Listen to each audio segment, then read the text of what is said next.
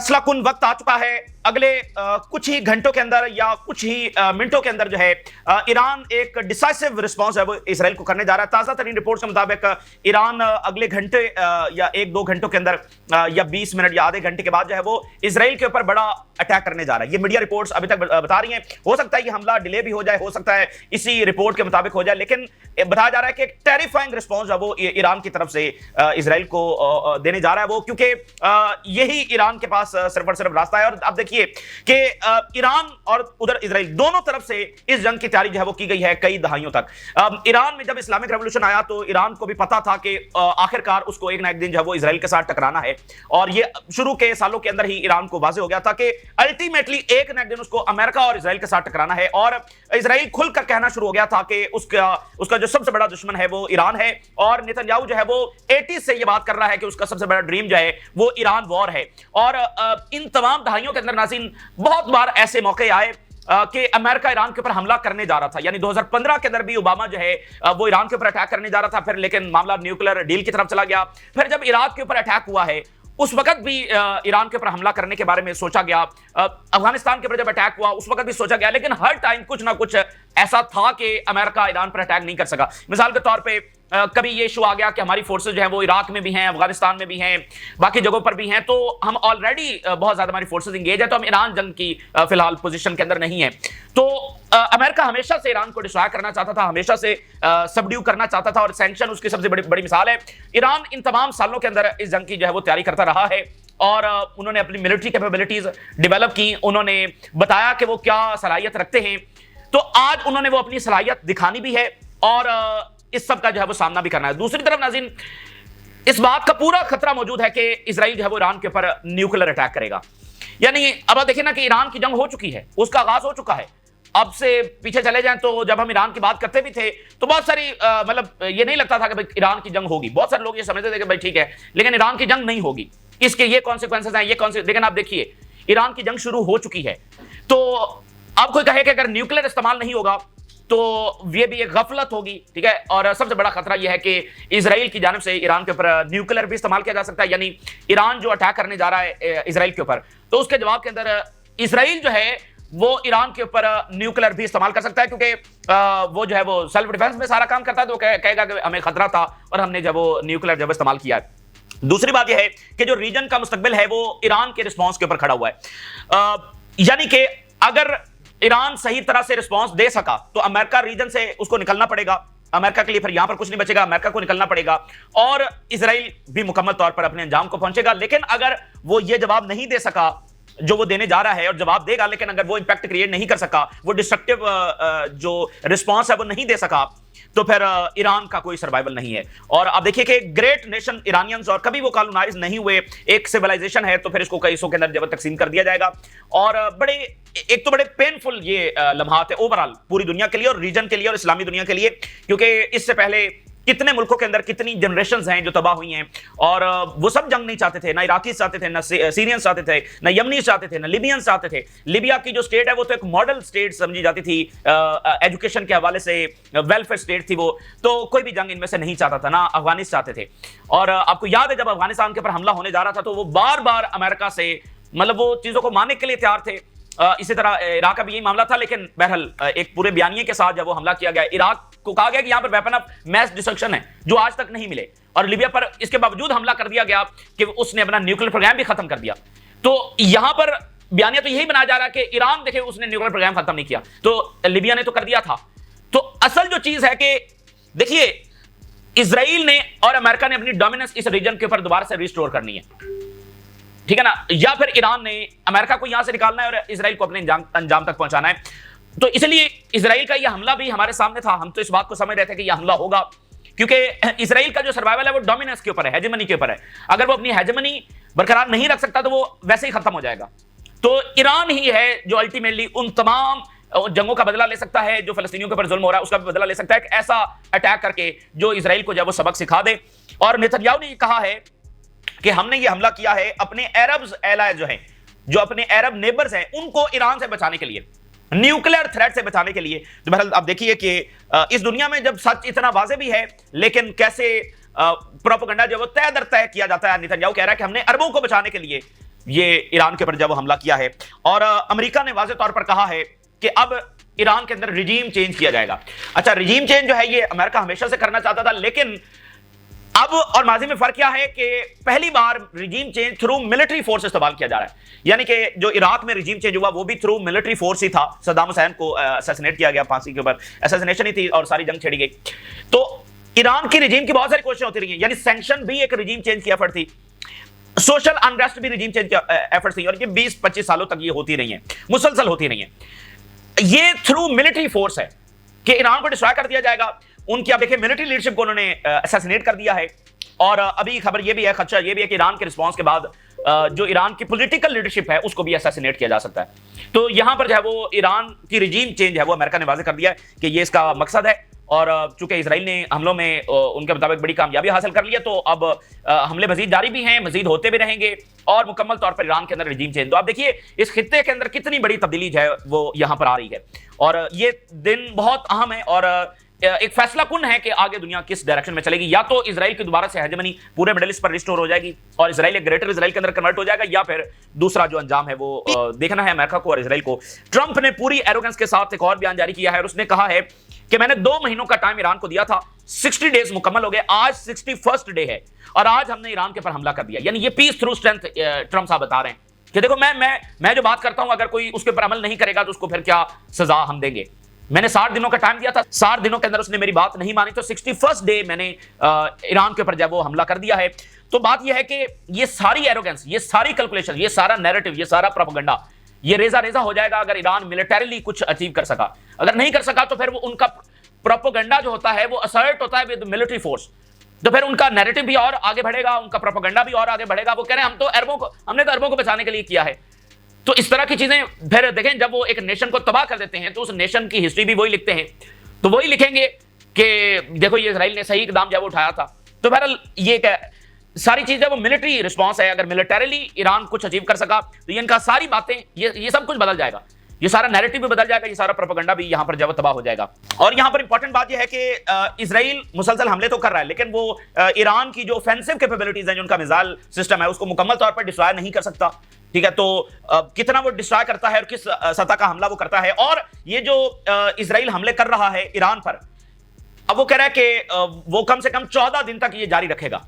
यानी कि अगर ईरान हमला नहीं करता उसके बावजूद 14 दिन जारी रखेगा और 14 दिन में वो सारा डिस्ट्रॉय कर देगा। अगर हमला होता है तो फिर वो कह रहा है कि अग्रेसिव हम मजीद अटैक करेंगे, और ट्रंप भी ये बात कर रहा है। तो अगर ईरान हमला नहीं करता तो 14 दिन जारी रखा जाएगा। तो ये हमले सस्टेन नहीं हो सकते अगर अमेरिका डायरेक्टली मदद को ना आए, ठीक है ना। और सवाल ये भी है कि क्या जो ईरान का न्यूक्लियर प्रोग्राम है क्या वो मुकम्मल डिस्ट्रॉय हो चुका है? ये सबसे बड़ा सवाल है, क्या मुकम्मल ईरान का न्यूक्लियर प्रोग्राम डिस्ट्रॉय हो चुका है? क्योंकि ईरान ने कहा है कि वो अपनी न्यूक्लियर एक्टिविटीज जारी रखेंगे। तो ये एक बड़ा सवाल है, क्योंकि अगर न्यूक्लियर प्रोग्राम मुकम्मल डिस्ट्रॉय नहीं हुआ, अगर उनकी कुछ ऐसी अनडिक्लेयर्ड साइट्स हैं जो इजराइल को नहीं पता और असल काम वहां पर हो रहा है, देन फिर वो तेजी के साथ न्यूक्लियर बॉम्ब जब वो बना सकते हैं। और उनके पास पूरी लेजिटिमेसी है, अब उन पर हमला हो चुका है।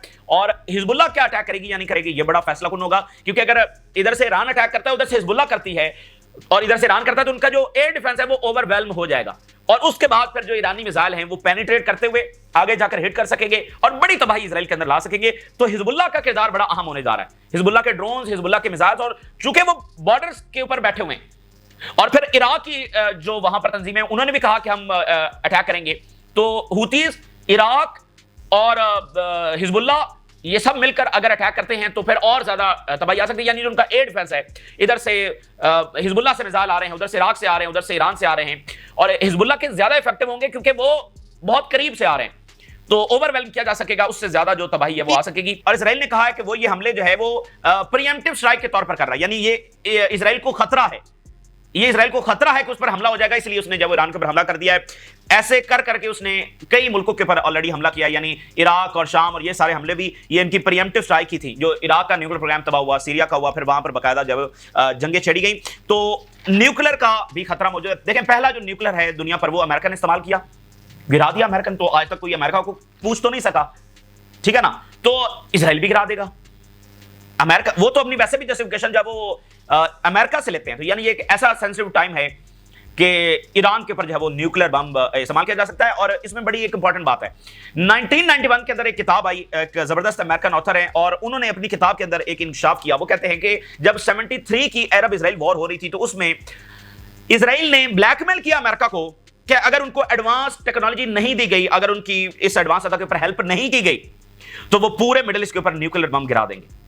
क्योंकि अरब इत्तेहादी भी थे अमेरिका के, तो उसने कहा कि हम पूरे मिडिल ईस्ट के ऊपर जब वो न्यूक्लियर बम गिरा देंगे। ये इजराइल ने अमेरिका को ब्लैकमेल किया था, ये उस किताब के अंदर जब लिखा गया। तो माजी में भी ऐसा टाइम था कि इजराइल न्यूक्लियर इस्तेमाल करने जा रहा था, लेकिन बहरहाल वैसे भी उसको कन्वेंशनल वॉर के अंदर फतह हो गई। तो इसलिए ये कोई ऐसी चीज नहीं है कि जिसको हम रूल आउट कर दें या साइड पर रख दें कि ये तो हो ही नहीं सकता, ये बिल्कुल हो सकता है और इसका पूरा पूरा खदशा मौजूद है। तो पहले इजराइल के हमलों की चौथी लहर है जो बताई जा रही है, और कैपिटल के ऊपर अटैक हुआ। यानी देखें, इजराइल को तो खुला मैदान मिल गया ना, वो तो पूरी तरह से हर मिनट चाहेगा कि वो मुकम्मल तौर पर डिस्ट्रॉय कर दे, क्योंकि उसने ज्यादा से ज्यादा ईरान को डैमेज करना है ताकि उसकी ऑफेंसिव कैपेबिलिटी जो तबाह हो सके। और अब हमला हो चुका है, अब कोई बात नहीं है कि मतलब उनको खुला मैदान मिल गया है और वो पूरी अमेरिकी बैकिंग के साथ जब वो हमला कर रहे हैं, तो वो वक्फा क्यों देंगे, वो बस हमले करते चले जा रहे हैं। और बस लॉजिस्टिक जितनी एक वक्फा आ सकता है कि वो रिफ्यूलिंग के लिए जाते हैं, बस इतना ही है, उससे ज्यादा नहीं है। हर 20 मिनट के बाद एक वेव आ रही है, हर 30 मिनट के बाद एक वेव आ रही है, जो कई घंटे जारी रहती है, मुख्तलिफ एरियाज के अंदर, मुख्तलिफ प्रोविंसेस के अंदर जारी रहती है। Israel plots 14 day strike campaign, Iran holds emergency talks. यानी कि इजराइल ने कहा कि 14 दिन तो वो कम से कम हमले जारी रखेगा ईरान के रिस्पॉन्स के बगैर। रिस्पॉन्स आएगा तो फिर वो मामला कहीं और, यानी वो सालों की जंग के अंदर भी फिर जा सकता है मामला, लेकिन उसके बगैर वो 14 दिन जिसमें इनकी मिलिट्री लीडरशिप को असैसिनेट कर दिया जाएगा, पॉलिटिकल लीडरशिप को भी असैसिनेट किया जा सकता है, तमाम बेसेस को, तमाम मिसाइल, सब कुछ तबाह कर दिया जाएगा। Israeli media, Israeli fighter jets resumed bombing sites in Tabriz in Iran and Israel shuts global embassies after Iran attack. इन्होंने अपनी जो एम्बेसीज हैं ये पूरी दुनिया में बंद करना शुरू कर दी हैं, क्योंकि ईरान के हमले का इनको खदशा है। और इजरायली ऑफिशियल ये कह रहे हैं कि जो हमने हमला किया है, जो स्ट्राइक्स की हैं, ये जितनी एक्सपेक्टेशन थी उससे भी ज्यादा सक्सेसफुल हुई हैं। तो यही बात है कि इजराइल के साथ तो फिर मजीद आएंगे ना, अमेरिका और सपोर्ट करेगा, बाकी सारे और सपोर्ट करेंगे, ठीक है, कि आगे से तो ईरान कुछ कर ही नहीं सकता। तो इजराइल कह रहा है कि हम एक्सपेक्टेशन से भी ज्यादा। और नेतन्याहू की जो 2-3 स्टेटमेंट्स आई हैं, और इससे आप अंदाजा लगा सकते हैं कि किन ताकतों के साथ इस वक्त सामना किया जा रहा है। We struck the head of the Iranian nuclear programme in defence of Israel and our Arab neighbours.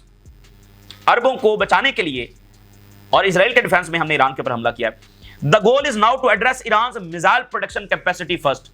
अब सबसे अगला काम हमारा यह है कि सबसे पहले ईरान के मिसाइल प्रोग्राम को हम तबाह करेंगे। और वो क्यों, पिछली वीडियो में हमने तफसील से बात की कि अब सारी बात खड़ी यह है कि ईरान के मिसाइल क्या कर सकते हैं। अगर वो कोई कमाल दिखा सकते हैं तो बस वही है, अगर उसके अलावा कुछ चीजें, तो इसलिए इजराइल जब वो चाहता है कि ईरान के मिसाइल प्रोग्राम को जितना ज्यादा डैमेज कर सके, ताकि ईरान कोई खातिर खा बड़ा हमला ना कर सके। अब जरा उसकी ये बात सुनिए। 40 years ago I said that Iran is our greatest threat। कितने साल लगे, ये कोई आम दिन नहीं है जिसे हम गुजर रहे हैं। 40 साल नेतन्याहू ने इस जंग की कोशिश की और अल्टीमेटली जो है वो इसमें कामयाब हुआ, इस जंग को छेड़ने के अंदर। लेकिन यही चीज, एक बड़ा हमला इसको जो है वो यानी सबक सिखा सकता है, इजराइल को भी सबक सिखा सकता है और अमेरिका को भी सबक सिखा सकता है कि हर मुल्क के ऊपर जब ये नहीं कि उधर इराक पर भी हमला कर दिया और शाम पर को पूछने वाला नहीं है, तो ईरान का हमला एक बड़ा सबक सिखा सकता है। नेतन्याहू ने कहा है कि ईरानियन रिस्पॉन्स इज कमिंग, ये नेतन्याहू ने कंफर्म किया है। और अब इसकी बात सुने, I will address the Iranian people tonight. ये वही रिजीम चेंज वाली, कि अब वो ईरानियन पीपल को खिताब कर रहा है कि मैं तुम्हें आजाद करवाने के लिए आ रहा हूं। और ट्रंप की कुछ स्टेटमेंट देखिए, आई गेव यू, यानी ईरान को वो कह रहा है, days and you did not comply and today is the 61st day. तकब्बुराना अंदाज है, और मतलब सिर्फ ताकत ही इनका रास्ता रोक सकती है। मुल्कों के ऊपर हमला करना, उनके लोगों को असैसिनेट करना, औरतों और बच्चों के ऊपर बम बरसाना, जेनोसाइड करना, उसके बाद इस तरह की तकब्बुराना स्टेटमेंट्स देना, यानी कि कोई अकाउंटेबिलिटी इनके लिए नहीं है। तो एक ताकत ही इनका रास्ता रोक सकती है। Iran has suffered a devastating blow and it is unclear whether it still has a nuclear programme. Trump भी ये कह रहा है कि उसको क्लैरिटी नहीं है कि ईरान का न्यूक्लियर प्रोग्राम अभी भी है या मुकम्मल डिस्ट्रॉय हो गया। अच्छा, यूएस इंटेलिजेंस ये कह रही है, regime change in Iran has been a long goal of the Israeli government. अब मिलिटरीली जो ईरान का रिजीम चेंज है वो करने जा रहे हैं, अगर इसके अंदर ईरान जो है वो हार जाता है।